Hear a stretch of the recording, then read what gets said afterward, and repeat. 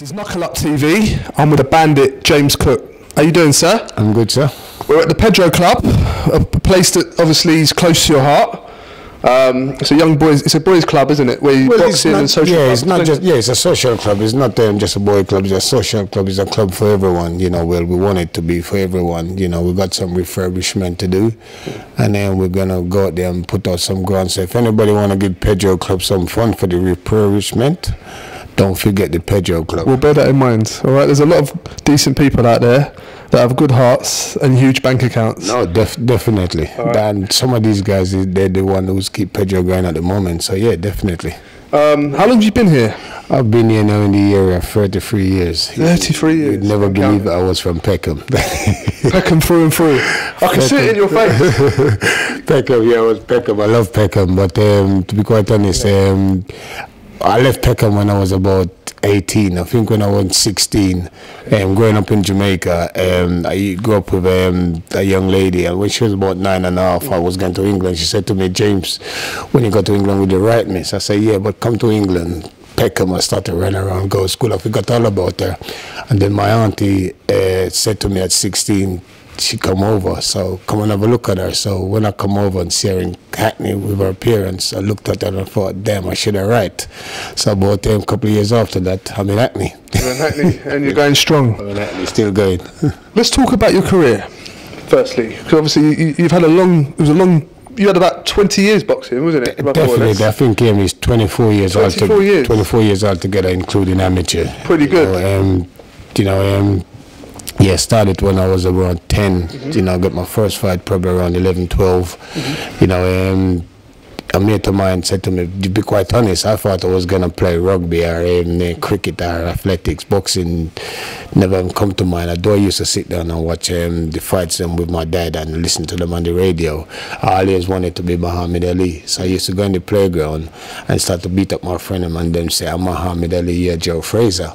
And I remember one time me and my dad was listening to the Harley v. Fraser, and Harley lost. And I was in tears. I couldn't believe it. I said to Dad, "Dad, I can't believe it. Harley lost." And my dad got up, kissed his teeth, and walked down the stairs. I swear, if he wasn't my dad, you know, before I tell him dead and dead, you know what I mean? And he just said, somebody got to lose sometime, you know what I mean, walk away. So yeah, that I was upset for a couple of weeks because I think he was unbeatable. You know what I mean? I think, you know, he shouldn't be losing, you know what I mean? But I was a young lad coming through. As you get older, you understand, you know what I mean, about boxing and winning and losing. And what desire did you have to be a boxer? Because obviously it's a tough career, very hard, not much money being made to start with. Absolutely, you know? to be quite honest, my desire was never to be a boxer. I love motor mechanics, so I wanted to be motor mechanic. And like I said, if anything in sport, I thought I was going to be in cricket, rugby, or athletics. You know, and a mate of mine said to me, they're closing a gym down the street. It was, you know, let's go down there. But before that, you know, I went into, my first experience was into the Lynn Boxing Club, Manor Place, Bath. And when I walk in, there was a look in the corner, there was a little white chap in the corner. I was 10. I was pretty tall at 10, you know. And I looked at him and I thought, the guy said to me, "Do you want to spar?" So I said, "Yeah." And I looked at him and I thought, yeah, I could beat him. You know, and I put my clothes on, went inside there, and he kicked shit out of me, to be quite honest. Yeah, pack up my bags. You know, says, "I'll be back for you." Point at him and say, "I'll be back for you." And I just took my stuff and went down the road. And I'm at the East Lane Boxing Club and never looked back. But there was a mate of mine called Rupert who said they was closing the gym. So let's get down there. And we went down there. And to be quite honest, I saw my name in the paper, in the South London Press. James Cook and Friends Save Boxing Club. And I thought, I kind of like this sport. You know what I mean? So let me carry on. So I carry on, you know. Whenever I win a fight as amateur, I think I'd go every shop in South London and buy a South London Press. And when I lose a fight, I didn't buy no paper. You know what I mean? So yeah. So who managed you? As amateur, it was Jimmy Redwell and Ronnie Wright, and a young man who's now an architect named Ray. Yeah, I mean, Ray also. You know, these guys was the three guys in my life as amateur. You know what I mean? And Ray was from London. Jimmy was just out of London, and believe it, Ron was in Devon, Ilfracombe, Devon. You know what I mean? So it's a long way, but yeah, he used to come up and yeah, all three of them, yeah, they trained me. So obviously you came to Jamaica, from Jamaica to the UK at what age? About 9.5. About 9.5. What was your first, when you first saw England? Cold. Cold? Yeah, cold. Was it welcoming? No. No. It was cold. Right. To be quite honest, people look miserable. They look miserable? You know, yeah, they did, because, you know... same as it was then? They like... They'd be walking down the street, there wasn't a smile. And in fact, nobody was smiling. The road was dark. You know, it was... You know what I mean? It was like... It was a different experience, you know. You know, that time, like I said, 1968. I mean, it was different. You know what I mean? Shop used to close at 11 o'clock. Pub used to close certain times. You know what I mean? The experiences, because I used to look outside. I used to live across the road from a pub, and I used to say, there's a whole lot of people who used to walk to the pub, and I said to Dad, why are these people every Sunday or so they go to the pub and they leave, and my dad take me across the road and show me they're sitting around the table drinking Guinness. You know, so yeah, it was cold and different. It was tough times at that time, obviously trying to get by and make a living, obviously. Yeah, you know, definitely, I must be honest, yeah, you know, my mom and dad usually work. My dad was always work, and I think my dad, you know, I must admit that though people, it was tough, I've never could say it was sort of tough in the sense where everything we want, we sort of got. It may take a couple of weeks, but, you know, we've got, I mean, whether we wanted a bike or something, I mean, we've got it after a couple of weeks. All I wanted was the shirts, the Ben Sherman shirt, because Ben Sherman shirt was out at the time, and I think I got every color they ever make, you know, because Mom used to go to East Street Market, and as long as you done all right, I mean, she'd get your shirt and stuff like that. So yeah, it was tough, but it was okay. But you know, it was sort of, you know, you had more manners, more discipline, because you expect things to happen, you expect shop to close, and you expect, because it was tough time, you know, your mother and father had to pay rent, and we had a thing where every Saturday the guy come with the Keller gas, the gas, and you go outside there, they fill it up, you go back in and you put it in. So yeah, it was tough time, but you know, was it better than Jamaica? You know, I was in Jamaica for 9.5 years. I, you know, used to run around sunshine, climb tree. I mean, I come over here and I bloody couldn't climb no tree. You know what I mean? So yeah, it was, you know, it was an experience, you know. Definitely. Let's talk about your career. Let's talk about, obviously, British and European champion, yeah? Yeah. Super middleweight, right? Yeah. You came across, you won the European title, you beat Mark Taylor. Well, you know, to be quite honest, yeah, before, you know, even get to Mark Taylor saga, I was 7-year champion, you know, the professional. Yes. As an amateur, I won, I was London champion twice, and I got beat by the same bloke twice, Johnny Graham.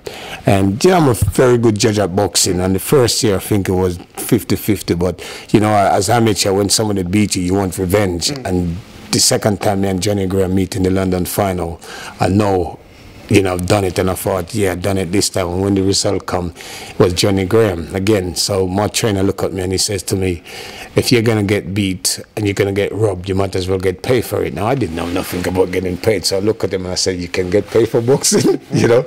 So he said to me, yes. So he says, I want you to go pro, but I can't go pro with you. And obviously, I didn't know who to turn to, who to go with, you know, to turn pro. And then there was a young man named Al Hamilton who says, I've got a guy to manage you. And actually the guy was in Hackney. It was Billy Winter, who is probably one of the first or second black managers in London. So I started out with Billy. I had 4 different managers. You know, I call them the good, the bad, the ugly, and the terrible. You know, and I've done 3 years with all of them. You know what I mean? But to be quite honest, if I wasn't grounded as an amateur, if I didn't get taught boxing and, you know, my coach wasn't good, to be quite honest, I don't know if I'd survive, you know, being a pro or being an amateur that long. I think, you know, my coaches, I think that was brilliant, because what happened, when I used to go down the gym, my trainer, Jimmy Redrill, especially Jimmy used to be an ex-pro, you know, and, you know, he used to train down the Henry Cooper and the Thomas Beckett, and every time I go down there, Jimmy was still, things where we wanted to go as a fighter, though he retired, could still move, and he says to me, whenever you ever spar with me and you beat me, I will tell you when you're ready. So every night I go down the gym, I want to spar with my coach. So I would spar with my coach to try and beat him, to give him black eye, anything to try and beat. And the one day I've done it for the ABA, and he looked at me and says, no, you're ready. So he rifled, and when the wife phoned me up and said, Jimmy, he come on with all highs and bruises and things. So I said, yeah, I'm good now. You know what I mean? Oh, yeah. Michael Watson. What about Michael Watson? Yeah, good friend, great guy. I think Michael probably just picked me. They thought it was the right time, but to me, it probably was a time when I was at my best, because I went abroad and lost 3 fights abroad. I lost to the German world champion, Restriani. I lost to Gucciani, Rocky Gianni. That's right. One that EUBANK beat. That's right. Beat me on points over there, and he was unbeaten. 2 brothers, isn't it? That's right. He was unbeaten. I lost to Yusuf Vita after 10 rounds, and I lost to somebody else. So I had about 4 or 5 fights abroad, and these fights just, although I lost them abroad, I was, I think I was sort of tough enough, for anyone then. So I think Mickey Duff probably looked down the rating and says, yeah, he's lost 3 fights, let's have the fight, And funny enough, I've just moved into Hackney, and Michael Watson was around the corner. When I pick up the papers, like, obviously Michael Watson is sort of local area. So, yeah, when we used to run at Finsbury Park, he used to come at certain time, I used to come at certain time, and we tried to avoid each other, while we was running. So to me, that fight was to really put me back on track, because he was unbeaten, and people said he was strong and he's tough. And like I said to myself, if you're gonna beat me, then you gotta put down them fight there abroad. Just put me at the, at a good level at that time. So it was a tough fight. It's a close fight, but I'll be quite honest. Michael pushed me all the way. Good win. Yeah, I had to fight all the way, and I wasn't say shocked when the referee raised my hand, but the referee raised my hand without even thinking. So I think, he knew. That's right. Yeah, he knew the result. Bomber Graham. My nightmare. Yeah, I gotta call him my nightmare, because the thing is, so awkward, isn't he? Yeah, I've run up Elephant Castle escalator to fight Bomber Graham. This is the first time I've went away from Hackney to Peckham to live with my auntie here for a couple of weeks to train for Bomber Graham, And so yeah, I was running up and down Elephant Castle escalator, and I thought to myself, there's no way Bomber Graham could fight and beat me. With this sort of movement, it's not gonna happen. And then me going to Sheffield from here, trust me, I thought I was from Germany.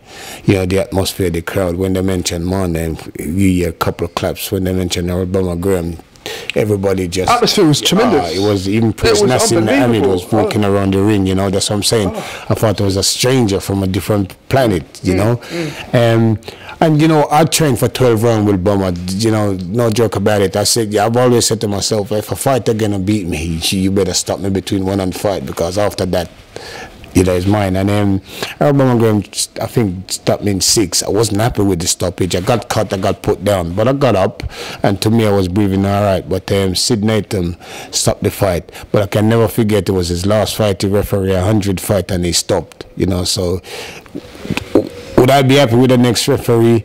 Probably I would, but we never. 5th round, right? Yeah, we become friends from then. No, 6th round. 6th round. Yeah. We become friends then, and funny enough, when I joined Mickey Duff, Bomber again joined Mickey Duff.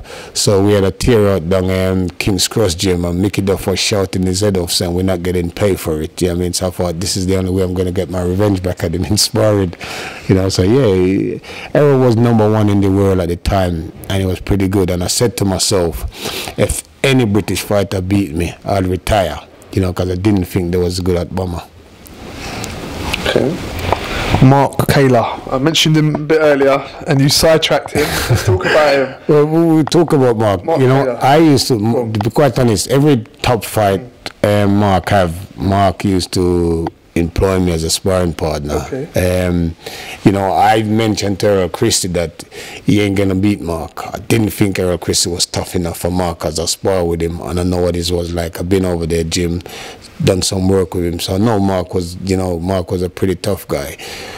So I said to Errol, I'm not quite sure if you're gonna beat this guy, and we didn't tell Errol, but to myself and to probably people around me, which as he stopped Errol, but I stopped Errol in 5th round, and then Mark Kaler in 6th. The thing is, I said to Mark Kaler, this is my title, you guys had your chance. And I said, you know, I did say in an interview that I'm going to get them all one by one. The EUBANKs, whoever they are, you know, around my weight and avoiding me, I'll get everybody one by one. You know, so I'll get a few of them, but I didn't... What happened with Chris Eubanks and Nigel Benn? Well, I think Nigel... Even Steve Collins? Yeah, well, Nigel Benn for sure was, you know, his trainer said, listen, if you can't beat Michael Watson and Cook beat Watson, or you're going to beat Cook. So I think... Is that what he said? Yeah. Oh, right. You know, so I think that really knocked that on the head. Yeah, I mean, Chris, I think when I fight Chris Eubanks was the supporting build. And when he come in the changing room, he says, Cook, and I say, you're not ready yet. You know what I mean? So obviously, when he become world champion or fought Eubanks, he probably look at me and say, you're not ready yet neither. You know what I mean? So this sort of thing, you know, you do as a fighter, you know. I did, you know, to be quite honest, I did my best to chase. See, those guys, they're very careful. They like to fight overseas guys, because if you box a British guy, fellow British guy, it's domestic level. What that means is, when from people watching it, they could gauge how well and how bad they're progressing. Of course. So it means if Eubank was struggling with you in a fight, it means, well, hang on a minute, he's struggling with James Cook, but he could struggle with one Carlos Gomez, of course. and no one would take any notice of it. So that's why a lot of the time they avoided a lot of the domestic British guys. I think it was big payday. Yeah, definitely. Yeah. And you know, I think most of them tried to avoid me anyway. Yeah, I mean, you know. So you could punch. And obviously, it's danger, isn't it? And it's of course. You know, definitely, because I mean, people look at me and they think this tall, skinny guy don't have no punch. But like I said, I was well grounded as an amateur. So yeah, I was a good puncher. You can always spoil the uppercut, you know. You can always come and be the boogeyman, you know. You know what? That uppercut has got me out of trouble so many times. It's become natural. Yeah, I mean, I remember in Italy when we went over there fighting Don Curry's stablemate, who was unbeaten, you know, and we were supposed to be doing an 8-rounder, and all of a sudden the promoter come and say we're doing a 6-rounder. So I look at my manager at the time was Darky Smith, and I said, for the same money? So he said yes. So at one round I said to Darky was getting mad, so I said to Darky, don't worry, I'm going to knock him out. Yeah, I mean, I went over there, went back on the rope, and I knocked him out with the uppercut. That's a white man, by the way, right? That's not a black person, right? So not being racist. No, he was a black guy. Darky Smith. No, not Darky Smith. No, Darky Smith. Okay, no, yeah. No, the name Darky. Right, Darky, yeah. You won the MBE. No, I got the MBE. You received it from the Queen. Yes, you know what? To be quite honest, let me just say this to everybody, you know.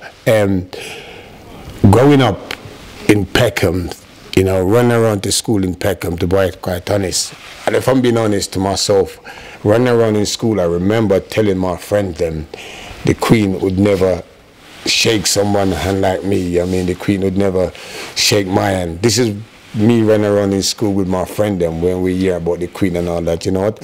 And right now I could say, you know what? At the age of 56, I've met the lady, beautiful lady. I shook her hand, and she's the only one who made me nervous. You know, what was it like being in her presence? You know what? Like I said, she made me nervous. She asked me 3 questions, and by the second one I was sweating, nervous, and I said, please, Mom, don't ask me no more. And she smiled and says, Hackney could do it, person like you, keep it up. Wow. Yeah, you know, because, you know, as you say, running on, there was a program, as you say, called The Secret Millionaire. Secret Millionaire. And I said I was going to give her one of my string vests. What she say to that? She never said nothing, she just smiled. Oh, nice. What was The Secret Millionaire? How did you benefit a lot from that? Was it just a TV program? You know, which it was a TV program, but it was a good TV program because it was the most watched out of all The Secret Millionaire. I remember watching that on the plane going to the Caribbean. Exactly right. A few people phoned me up and say they've been watching The Secret Millionaire on the plane. So yeah, it's the most one to watch. And I mean, ITV I think phoned me up and they says they want somebody to do a program with me. So I said, no, I'm too busy for in the summer. So they phoned me up the 3rd time, and funny enough, they told me the bloke was from Devon. So I said, Devon, because I know my coach come from Devon. I know in the 70s, there was no black people in Devon. And I think Ron, he took me down to Devon, and he stopped outside, and he said to me, go inside the shop. And when he went inside the shop, everybody just froze. You know, I'm looking around, you know, and nobody moved because, hang on, I'm in Devon, Ilfracombe, and this is a black man, he's inside the shop. I mean, and everybody sort of freeze, you know. About 2 minutes for him rush me, and he come in and he said, it's all right, he's my boy, and you can see, whoo, everybody just say, whoo, because obviously. They won't you. Yeah, there's no run, and, you know. No, definitely. That's why I said yes to the Secret Millionaire, you know. So he comes, he follow me around for a week and see what we're doing, and says, listen, you're doing so much for people, but nobody gives back to you and things. I mean, listen, I'm not, you know, doing something to look back stuff. I mean, obviously it's great because being in boxing and achieve what I achieve, people, you know, people around, you know, because you have this respect and wish. It's in my head all the time, the kids them come raw. I'm about respect, man, and sort out the attitude. I'm saying to somebody, listen, you may not be the bravest person in the world, but as long as you got a bit of manners, somebody will let you through. You know, I've got guys down here like Tash Hanna. These guys help me out free of charge every night. Even give me money to help pay the bills. I mean, you know, more money out my pocket goes and pay the bill because I thought young people have to have a place like this where they could come and relax and chill. These are dying breed, these places. You know, there's not money. I mean, I live in South London, but there's not much of these sort of places around anymore. Absolutely. They're a dying breed. Definitely. It's frightening and because you're not government funded. You don't get no funding. That's right. And to be quite honest, just sometimes like it's just sometimes like my you know the boxing people them help me out and stuff like that. And like I said, the local people them, you know, and everybody help me out. I mean, putting their time, probably even end up putting money out of their own pocket. The thing is, at the end of the day, I'm saying to people, the government, whether they like it, yes or not, you're moving people, you're shifting people, but you're worrying about gang and stuff like that. But it's quite simple. When you have places like this, if there's 6 of you outside on the street and 3 is going to the club, the other 3 might think, hang on, they're going to the club to play pool and snooker and something like that. Let's go join them. Occupying their minds in a positive way. Absolutely. When you have nothing to do, you're gonna get in the gang fight, you're gonna fight. I mean, when we was growing up, we used to play knock down ginger, stuff like that. You go try knocking on somebody's door and run home. I mean, it's not happening, so things change, so you have to provide for them. What do you think of the youths with the guns now, the gun crime, you know, the knife crime?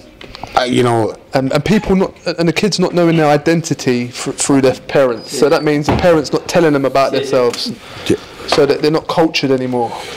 You know, not understanding. That is because, you know, how to treat another person. To be quite honest, sometimes, right, when you have a look at situation now, parents is under a lot of pressure. You know, parents sometimes, whether they're one parent or they got somebody, they've got to do 2-3 jobs just to stay alive, just to survive, you know. So the time is not there no more to sit down, to speak to your kid and tell them what's right from wrong. So you're going to school now. Even if you tell your kid something, there will be a next 6 kid in school who doing the wrong, and then this kid pick it up. So now, and people, kids, parents is frightened. You know, there's kids come and tell you, hang on, you can't do this because you'll get locked up. You'll get these 5-year-old kids telling their parents like that. So parents now become frightened. You know, whether they can shout at their kids or they can slap their kids or whatever. Yeah, I mean, they just can't do. They become frightened. So kids get away with a lot. Yeah, I mean, there's no respect. There's no manners. The attitude. You know, I'm about the respect. I'm about the manners. I'm about the attitude. If kids come in here, they'll tell you. The kids come in here and they walk through this door, they better learn to say hello, excuse me, in front of mama or dad. If not, you go back and you start again.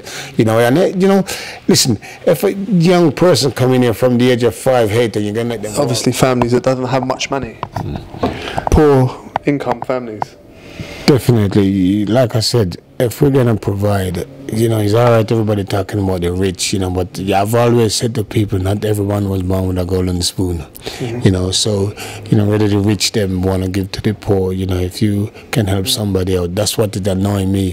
When you make it, to me, you have to go back in the year and help somebody out to make it that easy. David Beckham when play late now, and you don't see a David Beckham school down there. You understand what I'm saying? But I'm saying no matter who you are, you know, if you achieve something, then you go back and help somebody out to be a lot easier. That is why, you know, half of what I do is I'll follow the guys down and I says, come down here, I'm having something. You know, they see these guys on TV, they can see them in real life, you know. Don't forget, we was all off the street. I was a guy from Jamaica to Peckham to Hackney to Buckingham Palace. I was one of these guys off the street. You made it. Yeah, definitely. Blueprint, everyone else can do it. Yeah, absolutely. Because I was one of these guys off the street, you know, running around, going to gyms. With a negative mindset at one point. Absolutely. Turned it around. Absolutely. I just, you know, feel that this is something what I want to do, and I want to do it. And then I didn't expect to probably get where I get, because not a lot of people know. All I ever said to myself, if I could win a year title as a professional, I'd be quite happy. I was 7-year champion. When 7-year champion, I thought maybe I could go to the next level, and then it just carry on, you know.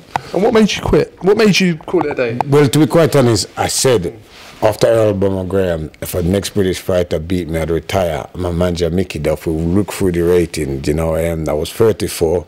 I think I wanted some money, because of, you know, and to put my mortgage. So I said to Mickey, how about the defense? So we looked through the waiting, and he said to me, you fight everybody, or you beat everybody there. There's nobody in there you want to fight. So there was a guy there, number 11, named Carlina Scar. So I said to Mickey, I know you can get him in the top 10. That's right.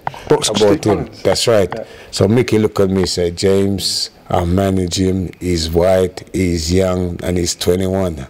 So straight away he's telling me, you know, I think I'm a good judge at boxing. So I said to Mickey, I know, mate, don't worry, Mickey, I'll stop him. And I think round 7, I was looking at Carlin Oscar, they're putting the water over me. And around 7, I'm looking at him, not listening to what they're telling me instruction. I'm just looking at him and saying, a couple of years ago, I would have stopped him, you know. So my time's telling me that, you know what, no matter who you are, no matter what you've done, there's a time and place for everybody, you know what I mean? And you just got to know when to call it a day. So all these guys who've done it and making comeback and stuff like that, listen, if you never achieve it, then what make you think you're going to achieve it, you know what I mean? And, you know, and certain things, you know, is for money. There's a lot of boxers out there didn't achieve, you know, I didn't get the money what they deserve. But, you know, I've always think, you know, money ain't my God. I mean, to be quite honest, I've earned good paydays out of boxing, you know what I mean? And I think I give away half of it, you know what I mean? My own manager make it look at me and say, what you doing? You know what I mean? I'm buying ticket for everybody. I mean, I just want to see happy people happy and help out whoever I can, you know what I mean? And say to people, you know what, I've done it, you guys can do it, you know what I mean? Radio, TV, ain't no problem. Like I said, when I was growing up, I didn't think I was going to be on TV or radio and run this show. I'm just saying to them, listen, I'm a guy off the street as well, so if I can do it, you guys could do it as well. So that's why, you know, a superstar, anybody who, you know, I wouldn't be queuing up to go see a superstar or anyone like that, you know what I mean? Because I probably meet them on my journey, or some of them on my journey, or things like that. So they're human being like us, you know what I mean? They're no different, you know? You know what I mean? They just that they've got more money and they decide they want to live a different lifestyle. But remember where you come from, go back in the year and help out. Definitely. Have you got any pros training at the PEDRO club at the moment? We've got one. You know, to be quite honest, a young man with Mickey Elliott. Yeah, I mean, when he comes, and when he don't come. But you know what? I help out Ted Bammer with Isaac Chamberlain. You know what I mean? But you know what? I'm quite happy. I've got a gym there with the amateurs, and I've got Tash and other amateur coaching there. If one of them feel that they're good enough and they want to go pro, this is probably where I come in and say, you know what? This is where we're gonna go. This is what we're gonna do. You know, the fact that I'm here, you know, and it's an amateur club and I'm next door, and they could always call me for help or advice. I'm here. Definitely. Yeah. It's been a pleasure seeing you tonight. Thank you very much. You've inspired me. What, to make your stories? No. I'm not that ruthless. You've inspired me. Your story touched me. I mean, you're a genuine person with a genuine goal. Yeah? You're a people's person. You know, what you see is what you get, and it's been really lovely being in your presence. And thank you, Ross. You know, it's lovely seeing you, thank you, Mr. James Cook. Yeah. Thank you, Ross. Knuckle-up TV. We're out of here.